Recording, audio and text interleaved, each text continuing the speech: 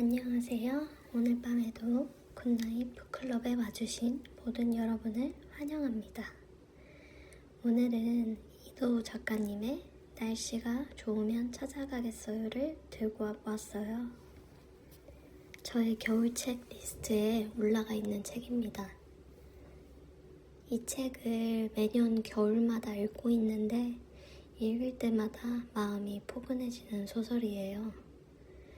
원래 이번 주엔 급류를 다뤄보라고 준비해보다가 사실 이 책은 12월에서 1월에 읽어야 책과 계절의 맛을 함께 느낄 수 있어서 고민하다가 바꿨습니다. 이 책은 주인공인 목회원과 임은섭의 사랑과 치유 이야기예요. 아마도 처음으로 더 마음이 가는 캐릭터가 없었던 책이어서 혜원이와 은섭이 둘 다 너무 동등하게 이해할 수 있었어요. 둘 다의 마음이 공감이 가서 누구를 하나 고를 수가 없었던 첫 책이에요. 사실 한 캐릭터를 골라버리게 되면 감정이입을 어쨌든 치우쳐서 하게 되기 때문에 보다 넓은 이해관을 구축하기가 쉽지 않거든요. 그래서 어떤 책이든 한 번만 읽으면 아쉬워져 버리는 것 같아요. 살짝 치우치기도 하고. 전 좋아하는 책들을 계절별로 혹은 상황별로 나눠서 읽는 걸 좋아하는데 매번 꽈리를 트는 무언가가 달라요. 아주 조금씩이지만 미묘하게 다른 무언가가 남더라고요. 은섭이의 독백 중에 이런 말이 있어요. 10권의 책을 한 번씩 읽는 것보다 때로는 한 권의 책을 10번 읽는 편이 더 많은 걸 얻게 한다고 말이에요. 저와 같은 생각을 하는 듯 해서 읽다가 반가워했던 기억이 남아요. 남자 주인공인 은섭은 독립서점 굿나잇 책방지기이자 작가 지망생이자 동창인 혜원을 오랫동안 짝사랑해온 남자예요. 네, 은섭의 책방을 가지고 싶어서 저도 이렇게 유튜브로나마 따라서 굿나잇 북클럽을 개설했어요. 언젠가 먼 미래에 저도 은섭이의 책방을 갖고 싶어요. 세상엔 사람들에게 선택받지 못한 책들이 너무도 많아서 숨겨진 책들과 숨어버린 책들과 버려진 책들을 만져주는 책방지기가 제 꿈 중 하나예요. 이룰 수 있을 거라 믿으며 오늘도 열심히 비인기 서적들을 디깅해봅니다. 은섭이는 말해요. 글이 세상에 나왔으면 좋겠다고 생각하다가도 어느 날은 굳이 보태지 않아도 이미 훌륭한 글은 차고 넘친다는 걸 떠올린다고. 세상 모든 책들 가운데 0.1%도 채 읽지 못하고 다들 떠나겠지만 그렇게 읽어낸 글 속에서 얻는 건 많았다고. 맞아요. 저는 책을 빠르게 읽는 잡식성 독자인데 요즘은 천천히 읽는 연습을 하고 있어요. 좋아하는 책은 몇 년이고 몇십 년이고 가끔씩 꺼내어 보지만 스치듯 지나치는 책들이 너무 많은 요즘이라 기억을 수집하기가 어려워요. 책에서 뭔가를 얻으려 하는 걸 멈추고 글 속에서 얻으려 하니 좀 더 많은 것들이 보이기 시작했어요. 아직도 시간과 체력에 여유가 나는 날엔 쭉 달리는 독서의 날이 있지만 끊어 읽기는 꼭 해요. 설령 여러 책들을 함께 시작할지라도 조금씩 챕터별로 끊어서 읽습니다. 전엔 무조건 한 책을 시작하면 끝내고 다른 책으로 넘어갔거든요. 제 성격 자체가 확실하게 매듭 짓는 걸 좋아해서 아마 그러지 않았나 싶은데요. 고등학생 때 입시 미술을 준비하다가도 작품을 되도록이면 꼭 끝내고 집에 갔던 기억이 나요. 설령 퀄리티가 엄청 떨어질지언정 그 끝냈다는 성취감을 놓지 못하고 빨리빨리에 매여 있었던 시절이었네요. 아직도 종종 빨리빨리병이 찾아오곤 합니다. 그러나 억지로라도 나 자신을 느리게 걷자 이렇게 세뇌를 시키며 스피드를 조절하는 요즘이라 예전보단 조금 답답할지언정 편안함을 누리고 있습니다. 은섭이를 어떻게 표현할까 생각해 보다가 혜원이가 느끼는 은섭이 간략하지만서도 가장 정확하게 꿰뚫어 보지 않았나 싶어서 혜원이의 설명을 빌려봅니다. 그녀는 말해요. 그는 마치 어떻게 돼도 좋다는 듯이 말하지만 그렇지 않을 것이다. 웃고 있어도 그 눈빛에서 그가 누구보다 상처받기 싫어하는 사람이라는 걸 그녀는 깨달았다. 애초에 상처받을 만한 일들을 다 차단한 채 살아왔다는 걸. 그런 은섭을 그녀가 지금 흔들어 놓고 있다는 것을.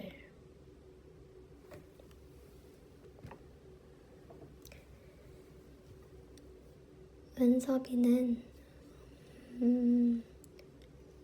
양 부모님이랑 함께 사는데 그 가족 그리고 부모님에 대한 그 상처가 있는 캐릭터라서 사랑을 두려워하는 캐릭터로 나와요. 혜원이하고 시작하기까지도 너무 많은 고민을 하고 또 조심스럽고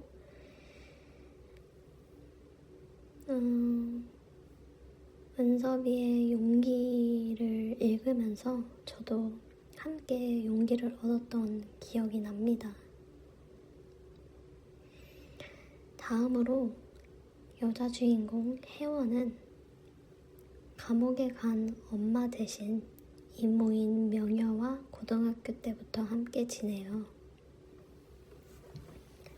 혜원이의 엄마는 지속적인 가정폭력 피해자로 나오는데 사실 엄마가 아니라 이모가 우발적인 사고를 내는 바람에 혜원의 아빠가 돌아가시는데요.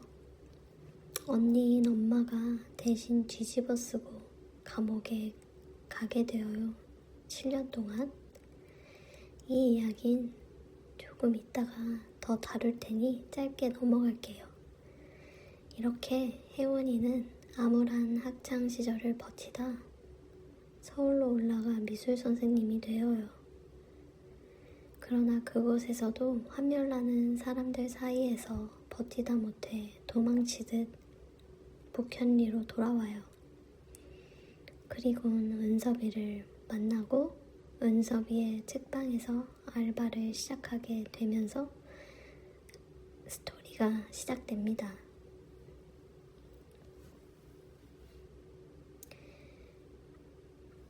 혜원이가 고등학교 시절에 가장 친했던 친구인 보영이가 있었는데, 보영이가 이제 혜원이가 믿고 한 가정사 이야기를 의도하진 나쁜 의도는 아니었으나 어찌되었던 그 이야기가 이제 밖으로 나가요.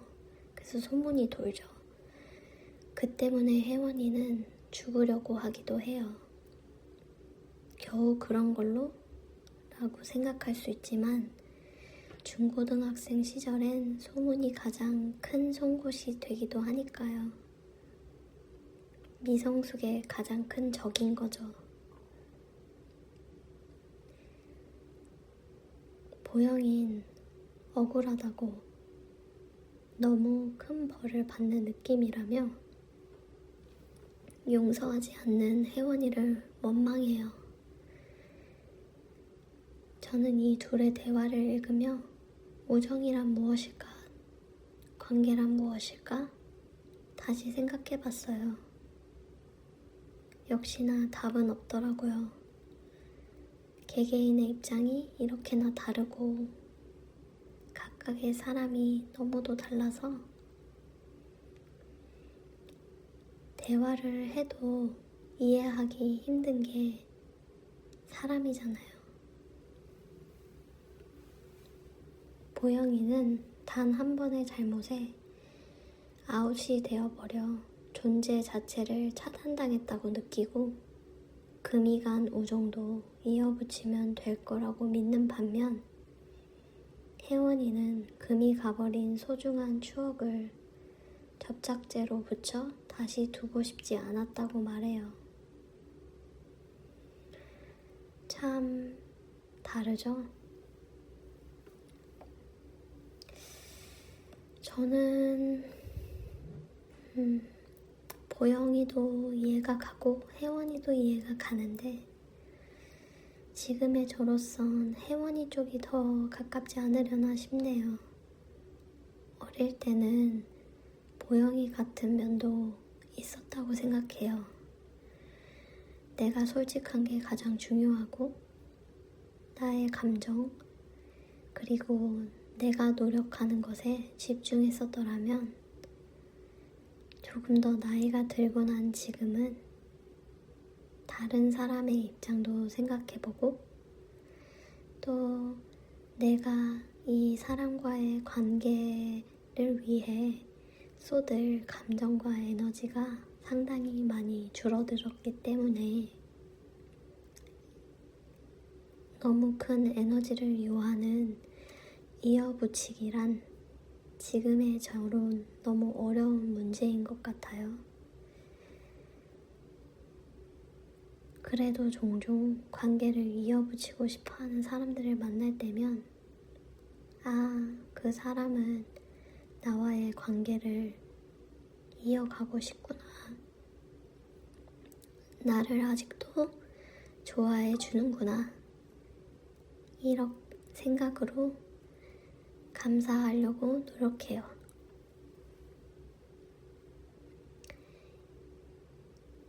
이 둘의 상관관계를 읽다가 북클럽 회원들과 그 지인들의 대화 내용이 떠올랐는데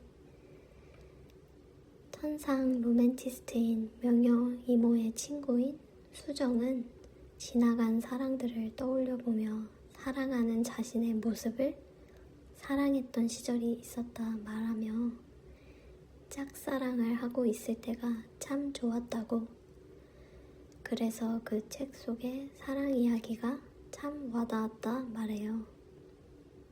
이와 반대로 동네 약사 선생님은 절대 싫다며 내가 왜 짝사랑이나 하고 있어. 라이벌과 경쟁하라고 하면 했겠지. 그건 말도 안 되는 일이라 일침을 놓고 말아요. 또 다른 사람은 그러려니 하고 어느 쪽이든 본인은 큰 상관을 안 할 것 같다 말하고요. 이래서 북클럽이나 여러 사람들과의 대화가 흥미롭지 않나 싶은데요. 다들 자신만의 관점에 취해 해석하는 이야기가 세상을 더 알록달록하게 표현하지 않나 싶어요. 혜원이가 사람들은 참 이상하고도 신기한 존재라며 꽃은 타고난 대로 피어나고 질 뿐인데 그걸 몹시 사랑하고 예뻐하고 꽃말까지 지어붙인다며 의미를 담아 주고받지 않아도 말하지 않아도 마음이 전해지길 바라기도 한다고 하는 문구가 생각이 나네요. 꽃들은 그저 계절 따라 피었다 지고 사람들만 울고 웃는다며 혜원이의 MBTI는 빼박 T였겠다는 생각을 더 해봅니다. 참고로 저도 T입니다.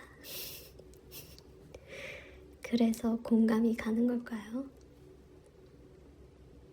혜원이의 이야기로 되돌아가 보자면 혜원이는 결국 이모의 자백과 같은 원고를 읽으며 사건의 진상을 알게 되고 분노해요. 감쪽같이 모르고 살았던 자신에 대한 환멸, 동시에 엄마와 이모로부터 완벽한 소외감을 느끼며 외로움을 외치고 말아요. 혜원이가 말합니다. 15살, 난 어렸어. 그렇다고 해서 그렇게 완벽히 소외돼야 됐을까? 나는 아빠의 잘못을 알기 때문에 그 죽음을 애도하지도 못했고, 그렇다고 남은 엄마를 미워하지도 못했어. 그래서 나는 나를 사랑할 수가 없었어. 내 역할을 찾을 수가 없었다고. 이 이야기가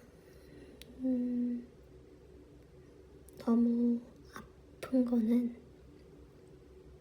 너무 어렸을 때였기 때문인 것 같아요. 사춘기 때는 본인의 역할, 본인의 위치, 그리고 본인의 자아를 찾아가는 시기이잖아요. 하지만 혜원이는 그 중요한 시기에 자리를 찾을 수가 없었기 때문에 너무도 외로웠을 것 같아요. 여기서 재밌는 게 혜원이의 성인 목혜원이잖아요. 목시 하면 떠오르는 게 저는 한자인 나무목이거든요. 저희가 나무를 심으려면 뿌리가 단단해야 하는데 아마도 혜원이는 그 뿌리를 그때부터 상실한 느낌이 아니었나 싶어요. 이렇게 이모의 자백과 그 다음에 현실을 이제 알게 된 후로 혜원은 혼란스러워해요. 그러며 혜원은 결국에 은섭과 북현리로부터 떠나 다시 서울로 돌아가요. 다만 혜원이는 도피가 아닌 잠시 멈추는 거라고, 마음이 가라앉으면 다시 또 마주하리라 약속하며 떠나요. 혜원이가 이모한테 남긴 편지 잠깐 읽어볼게요. 전에 이모가 했던 말을 생각해봤어. 날씨가 좋으면 만나자는 건 너무나 기약이 없다는 거. 그러게 좀 더 때가 되면, 상황이 좋아지면 차일피일 미루게 되는 일들이 내게도 있었어. 이젠 조금 다르게 살 수 있을까? 언젠가 엄마와 이모와 나 셋이 한자리에서 만나 웃게 되길 바라요. 내가 눈물차를 끓일게. 그리고 날씨 좋은 날 같이 빨래를 해요. 우리가 테이블 아래 숨겨놓고 얇은 레이스 커튼으로 덮어뒀던 해묵은 빨랫감들을 남김없이 빨아 푸른 하늘 아래 널기로 해요. 하얗고 보송하게 잘 마른 옷들을 입고 길을 나서요. 긴 유배를 끝내고 이모도 다시 인생을 찾길 바래. 그로부터 2달 뒤 혜원은 다시 또 한 번 북현리로 돌아와 제자리인 은섭에게로 돌아가면서 책이 마무리됩니다.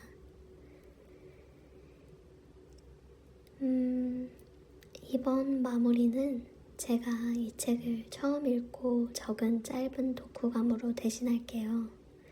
아무래도 첫 경험이 더 빛나 보이기도 하고 많이 읽을수록 분명 얻는 것도 더해지긴 하지만 처음 주는 강렬한 무언가는 아무래도 더 강하게 남더라고요.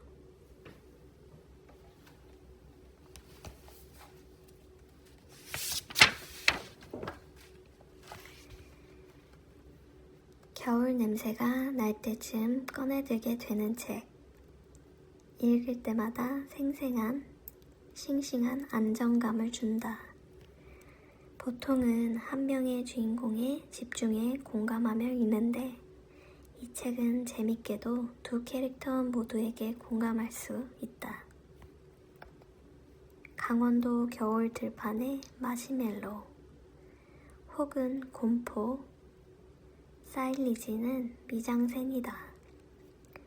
혜원이가 은섭에게 건네는 첫 질문이자 그와 그녀의 서로 다른 출발점을 알리며 막을 연다.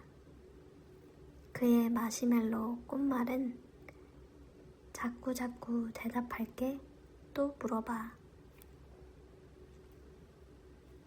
그녀의 마시멜로 꽃말은 무관심 혹은 기억 못함.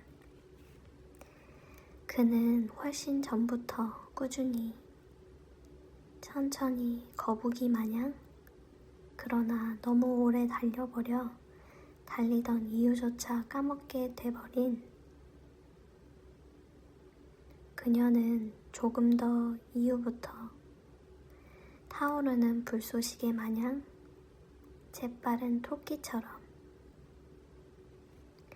각자 사랑에 임하는 경주 속 출발 자세가 달라서 흥미로웠달까?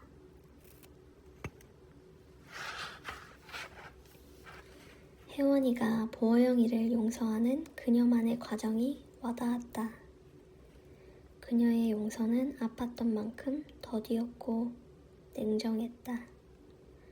억지로 찍힌 마침표의 형태보단 미완성의 쉼표로 남게 된 그녀의 용서는 요구를 묵살해버린다.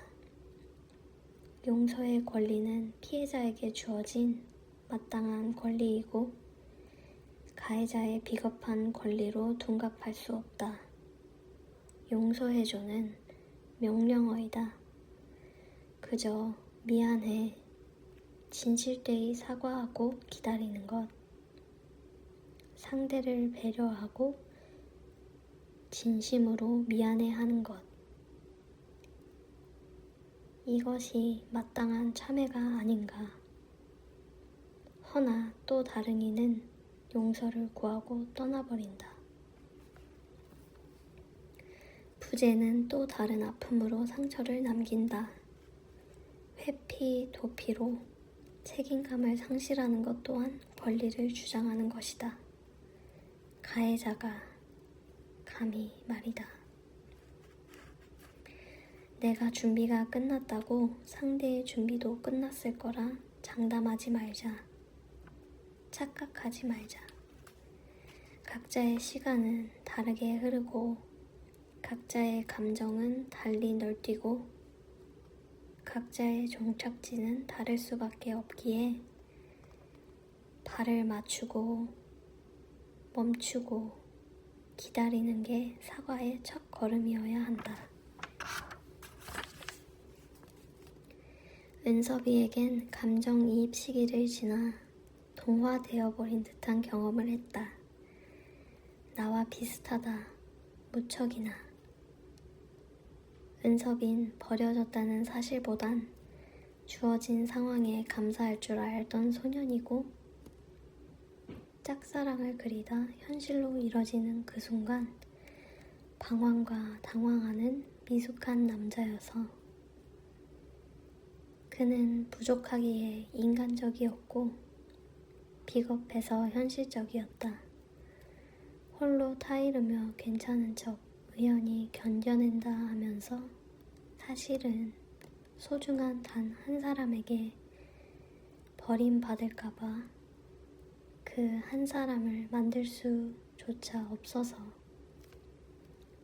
시도조차 할 수 없는 나약한 인간의 면모를 보이는 은섭이의 글이다. 혼자일 때 더 잘 보이는 것들이 있고 외로움에서 배우는 일은 생각보다 나쁘지 않다.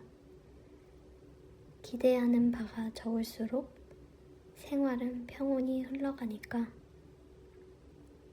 진정으로 원하는 게 생기는 건 괴롭다.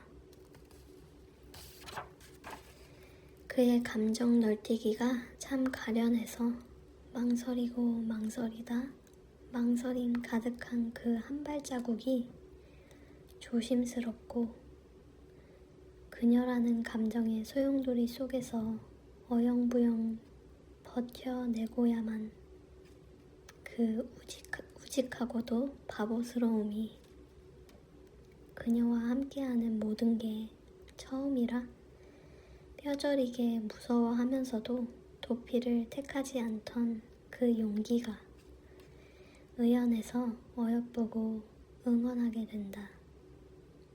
그녀가 이별을 건네며 떠날 때에도 그는 기다림을 택한다. 기다리겠다고.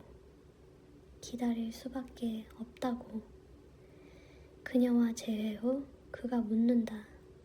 그의 기다림이 정답이었는지. 이어질 그녀의 대답에 끙끙 가슴 졸이는 그가 사랑스럽고 찡해 소중할 수밖에. 추신. 벌써 3년 매년 겨울에 읽고 있는데 매년 다르게 다가온다. 무조건 손발이 시리도록 차가운 한겨울에 따뜻한 커피나 코코아를 곁들여야 금상첨화. 5시 이후 어둑어둑 그림자질 때 읽어야 베스트. 이렇게 적어놨네요. 오늘 밤에도 저와 동행해 주셔서 감사합니다. 다들 편안한 밤 되시길 바래요. 굿나잇.